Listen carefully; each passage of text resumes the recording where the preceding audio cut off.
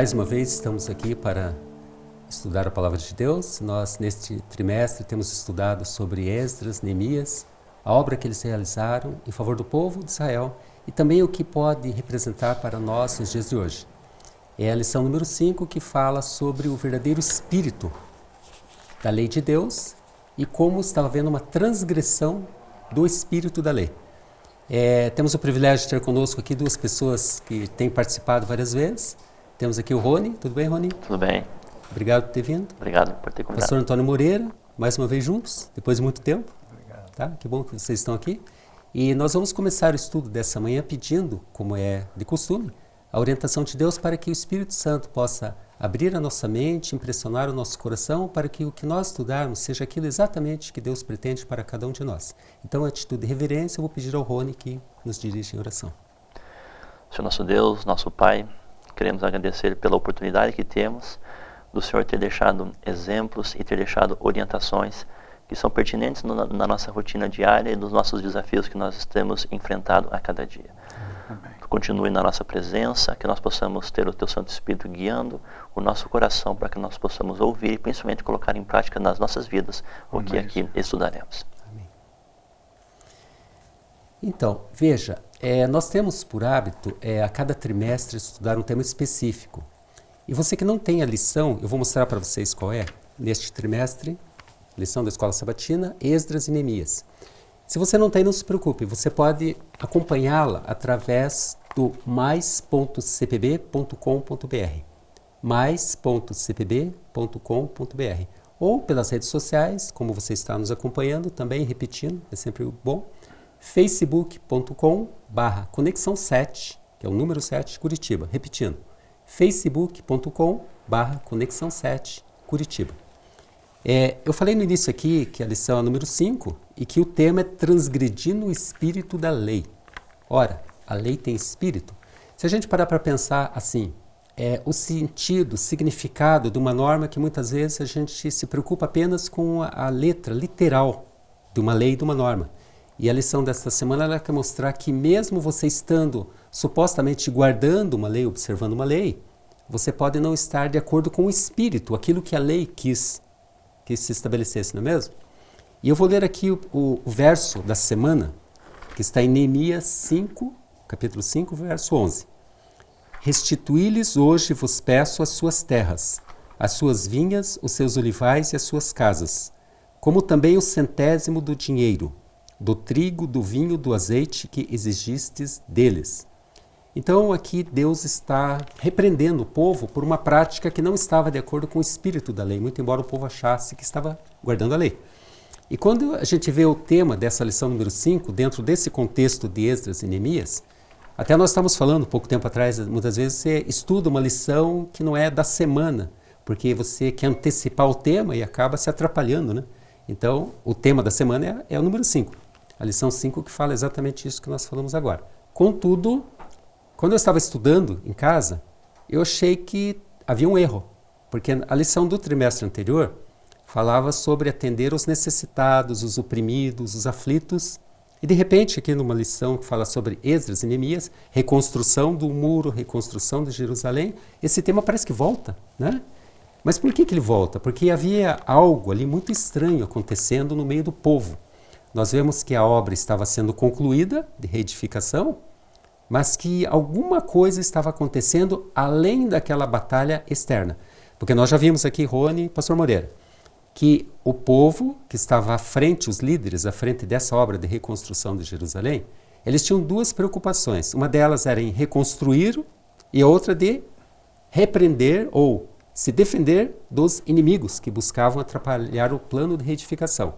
Então Neemias relata, com uma das mãos, nós empunhávamos uma ferramenta para edificar o muro e com a outra mão, uma espada para nos proteger daqueles que queriam se opor à reedificação. Então, esse era o momento que estava vivendo o povo de Israel, não é?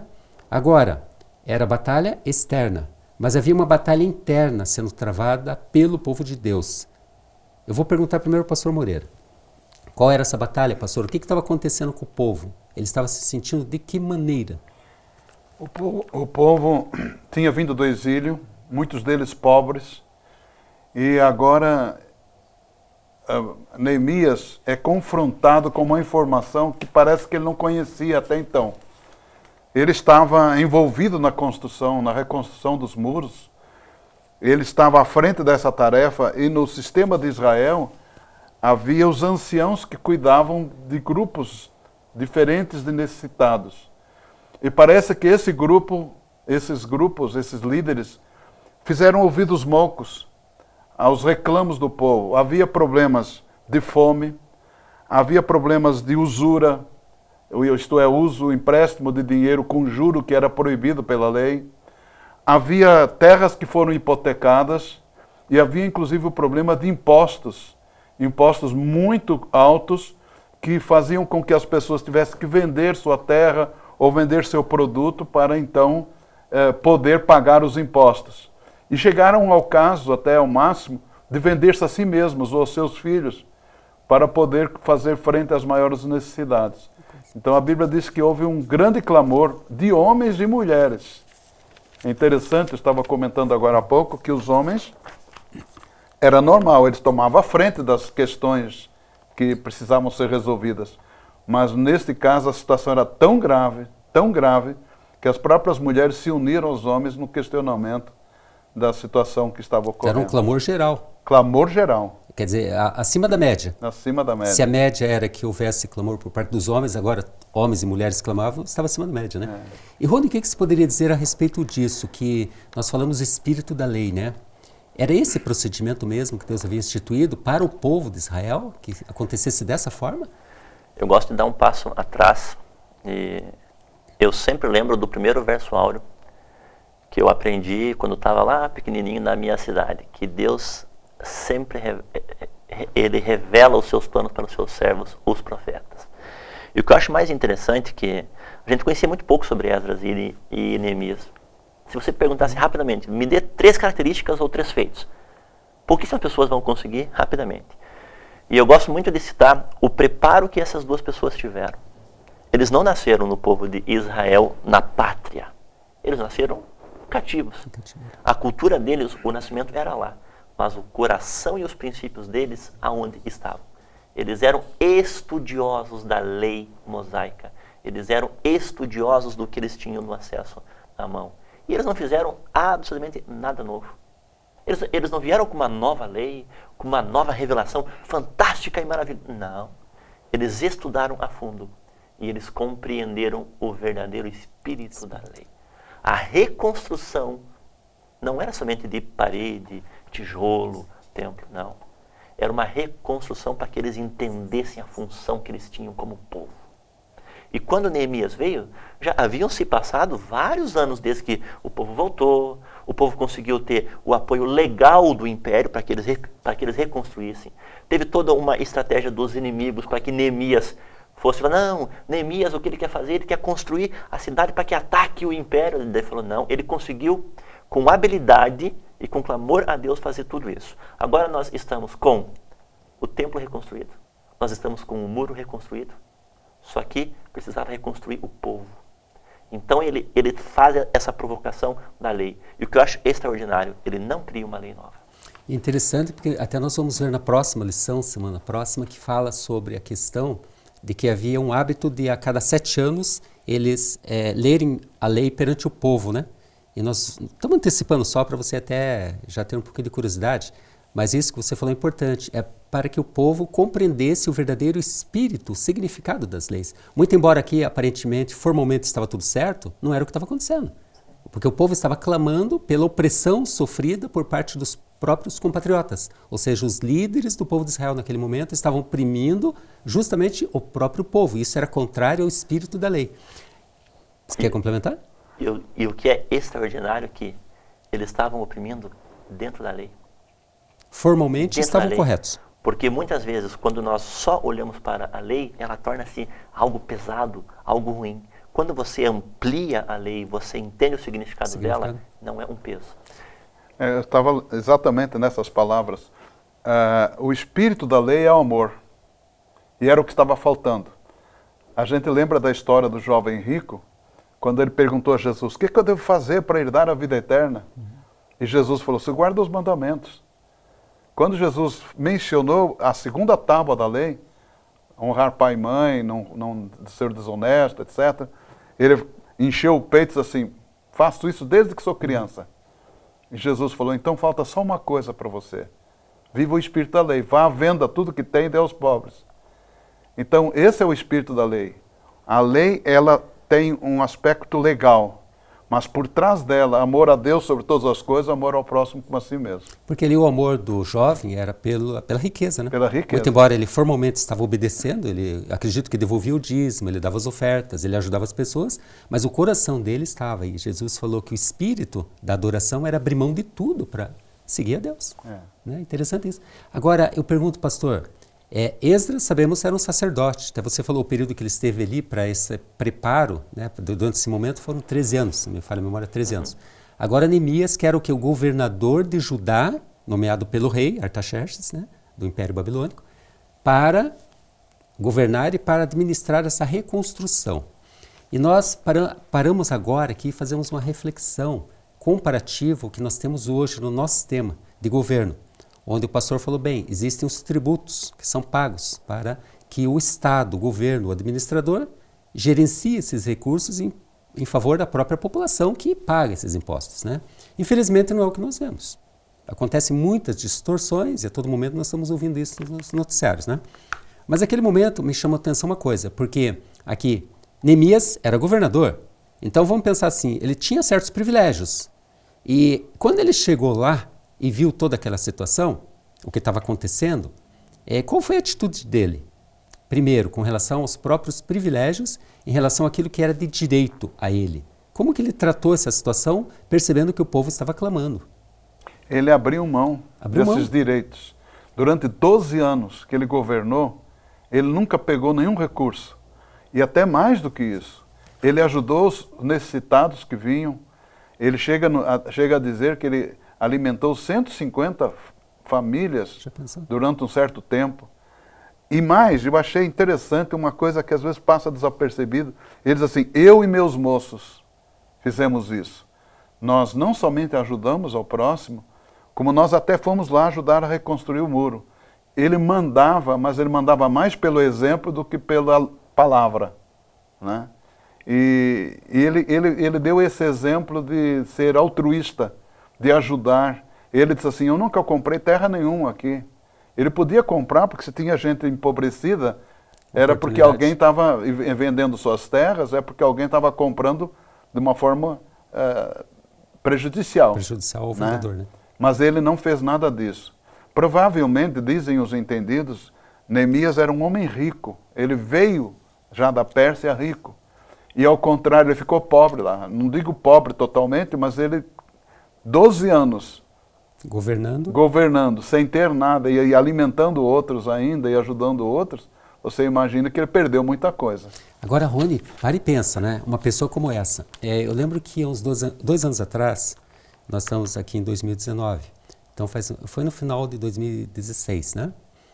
Aliás, final de 2016. Eu lembro que um dos congressistas que foi eleito por Brasília, né?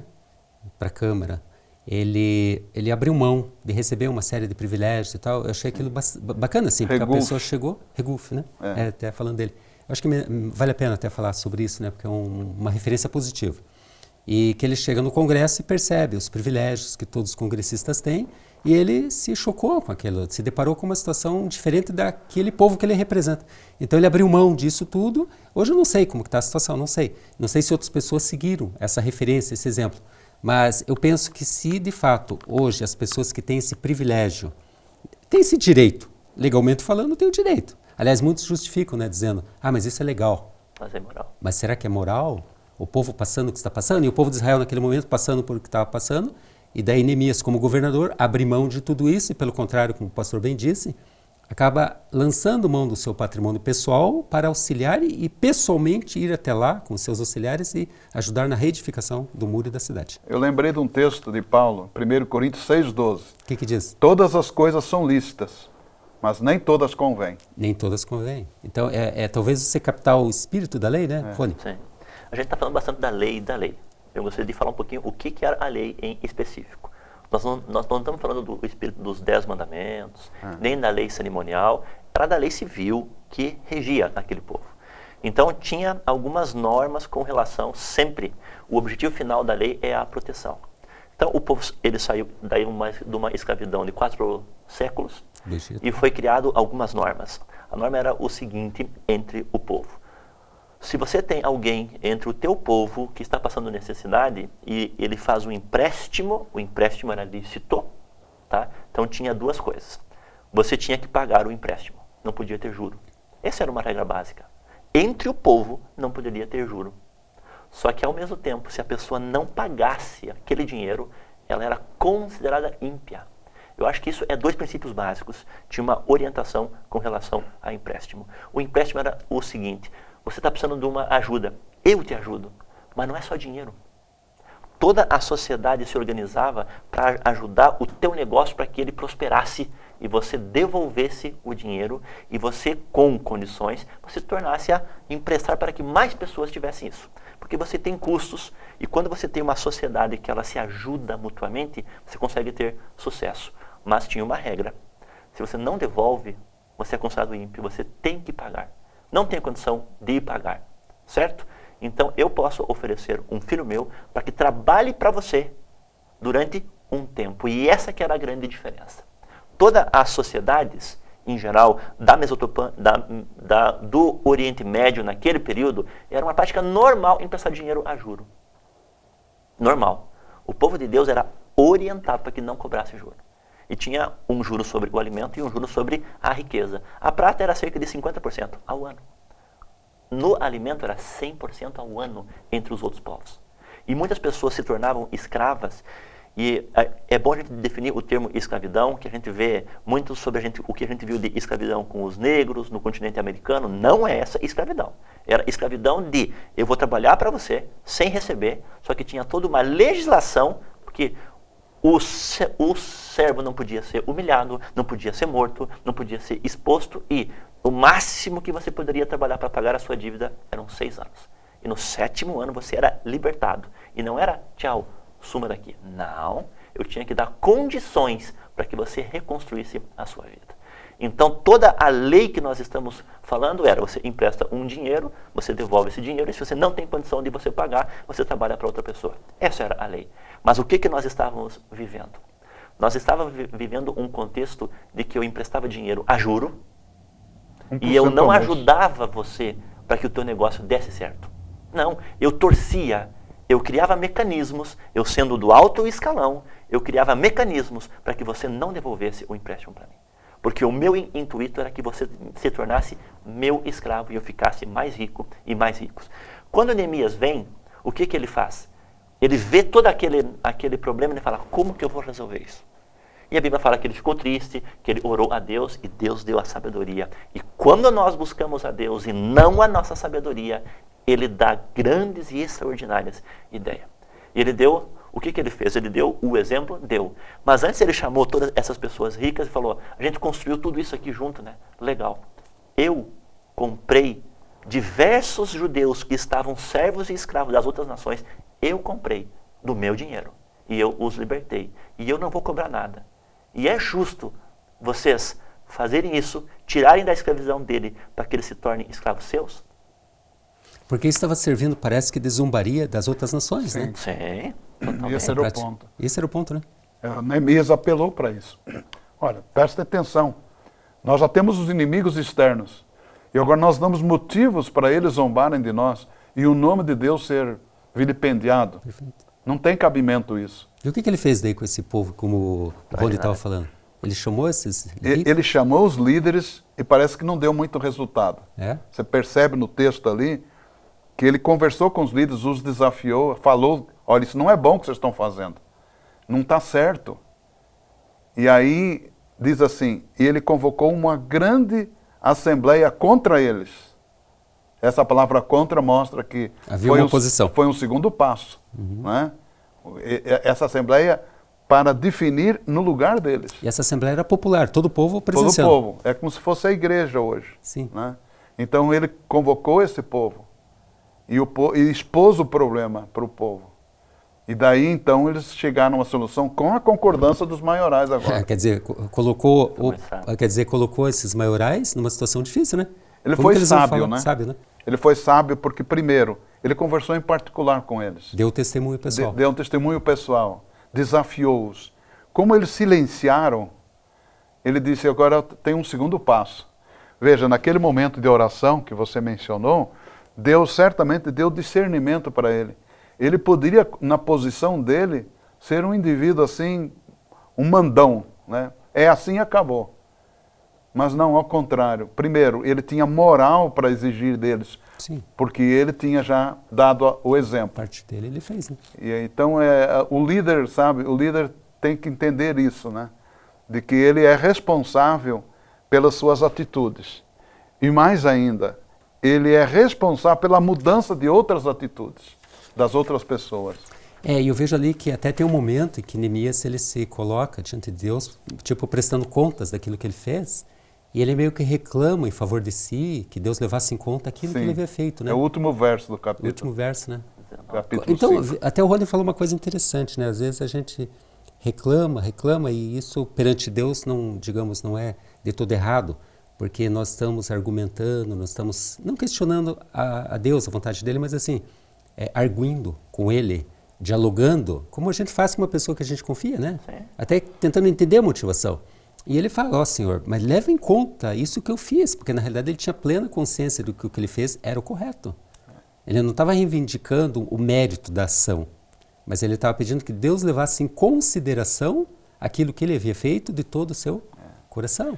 Na Assembleia é interessante um gesto ilustrativo que ele usa, né? As pessoas carregavam uma espécie de um avental que eles dobravam as pontas e colocavam os alimentos ali dentro. E ele fez um gesto de abrir o avental e dizer assim, vai acontecer com vocês, vocês vão perder o que vocês já juntaram. Isso era uma forma, um pacto? Tipo assim, porque o povo... uma espécie de um juramento, um voto, né? Eles voto. haviam concordado, então? Ele desafiou-os dizendo, se vocês não forem fiéis, olha o que vai acontecer. Tá.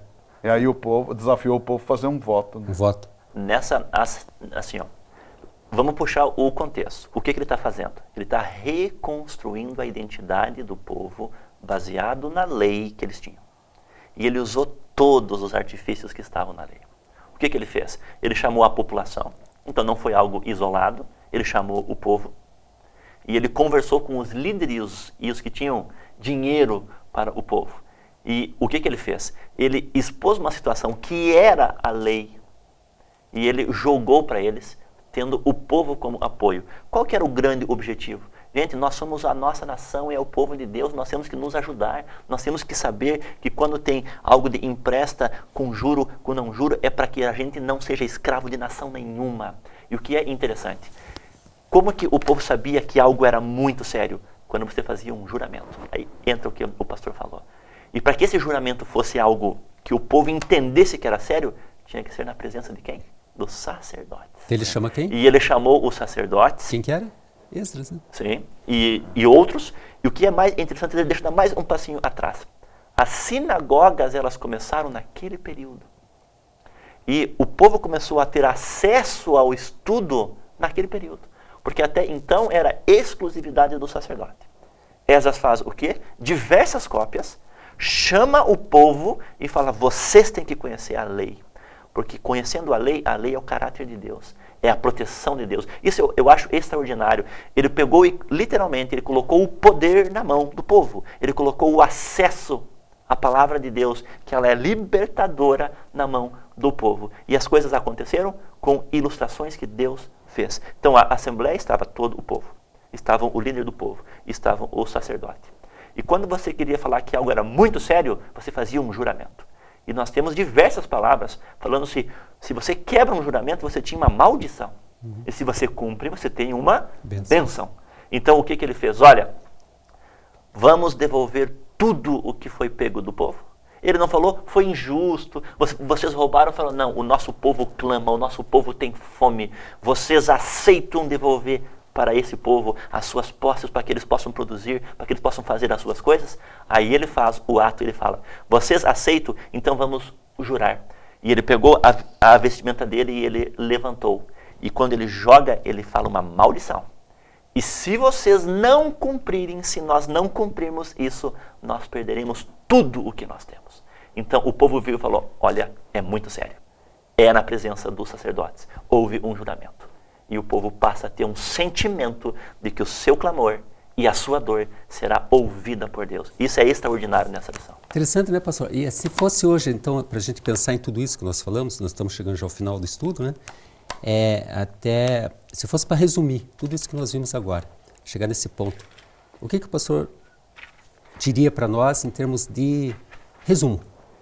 Eu diria assim, só fazendo um resumo retroativo, né? Lá no capítulo 1, verso 5, Neemias disse, o meu grande Deus. No capítulo 4, verso 19, ele diz, tem uma grande obra para fazer. Já no capítulo 5, verso 1, infelizmente, havia um grande clamor. Um grande Deus, uma grande obra, infelizmente, um grande clamor. Então eu resumiria assim, no capítulo 5, versos 1 a 5, houve um grande clamor, um sofrimento estava envolvendo o povo e o povo clamou. Nos versos 6 a 13, Neemias convoca uma grande assembleia para que a decisão seja tomada em conjunto, não a decisão dele, o governador, que era normal isso, de o governador dizer, está aqui a lei, é isso. Mas ele convocou uma grande assembleia e termina com um grande exemplo, nos versos 14 a 19. Ele diz, olha o que eu fiz, façam vocês também. Interessante, a gente pensa então, talvez trabalhar para Deus quando tudo é fácil, não é nada de anormal, né? Agora, Neemias, ele tinha uma grande obra diante de um grande desafio e deu um grande exemplo. Quer dizer, ele teve um custo pessoal disso tudo. Mas por quê? O coração dele estava onde? No verdadeiro espírito da lei. De atender aquilo que realmente a lei queria para o povo, né? Eu diria o seguinte aqui, para a gente concluir, foi muito bom a gente estar aqui reunidos mais uma vez, né, com esse tema. E ele continua, essa lição vai continuar durante esse trimestre, agora até o final do ano. E nós vamos aprender muitas coisas, mas o que poderia ficar para nós aqui talvez seja isso, né, da gente repensar algumas coisas que nós temos já como hábito em nossa vida, diante daquilo que nós estamos fazendo, dentro da igreja, na comunidade, ou mesmo no nosso dia a dia, né, de que forma as pessoas estão nos vendo, primeiro, né? Será que nós estamos compreendendo realmente qual é o propósito de Deus dentro desse aspecto legal que Ele deixou, né? Porque vocês falaram uma coisa importante, o povo tinha uma identidade. A identidade era revelada através da lei, aquilo que Deus havia estabelecido para o povo. E nós também temos esse desafio hoje de mostrar essa identidade para as pessoas que nos observam, não é mesmo? E eu diria assim, para finalizar aqui, tem um texto do livro Profetas e Reis, onde a escritora Ellen White diz, ouvindo Neemias dessa cruel opressão, ele se encheu de indignação. Ouvindo eu, pois, o seu clamor, e estas palavras, ele diz, muito me enfadei. Ele viu que se quisesse ter êxito em derribar o opressivo costume da cobrança, precisava tomar posição decidida ao lado da justiça. Com característica energia, né? Com característica energia e determinação, ele entregou-se à tarefa de levar alívio a seus irmãos. E Jesus, quando veio, ele fez a mesma coisa, não foi? Ele demonstrou que ele veio para carregar o fardo. Como ele diz assim, ele propõe uma troca, né? Para a gente deixar sobre ele o fardo, aquilo que nos aflige, porque o fardo que ele nos oferece é leve. Se a gente parar para pensar em tudo o que vem depois.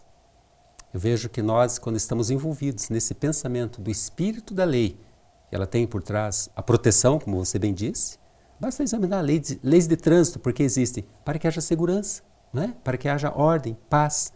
Então, nós temos que ver a lei como algo bom, algo para a nossa proteção. Mas de nada valerá a gente guardar a lei se a gente não tiver conhecimento do verdadeiro espírito. Qual é o propósito que isso tem de Deus para a nossa vida? Eu queria agradecer mais uma vez, Rony, pela sua presença, foi muito boa. Pastor Moreira, mais uma vez, né? Estamos aqui juntos há bastante tempo, estudando e relembrando, como a prática nos diz, sempre renovando o nosso conhecimento, sempre abrindo um pouco o nosso conhecimento para as verdades que Deus nos apresenta. Eu vou pedir então aqui para o pastor Antônio Moreira que nos despeça em oração, e a você que está em casa, também seja alcançado pelas bênçãos que Deus tem para a sua vida. Nosso grande Deus, muito obrigado, Senhor, porque nos dás uma grande obra para fazer. Te agradecemos também porque tens uma grande bênção para nos dar. Quando tiramos os olhos de nós mesmos e os colocamos nos teus demais filhos, que lutam com as necessidades pessoais e familiares e precisam que, como irmãos, nós todos nos identifiquemos contigo, que é o nosso grande Pai. Amém. Por isso, abençoa teus filhos que têm acompanhado esta lição, para que os seus ensinamentos perdurem no coração e nas decisões que hão de tomar ao longo da sua vida. Amém. É o que pedimos no nome de Jesus. Amém. Amém.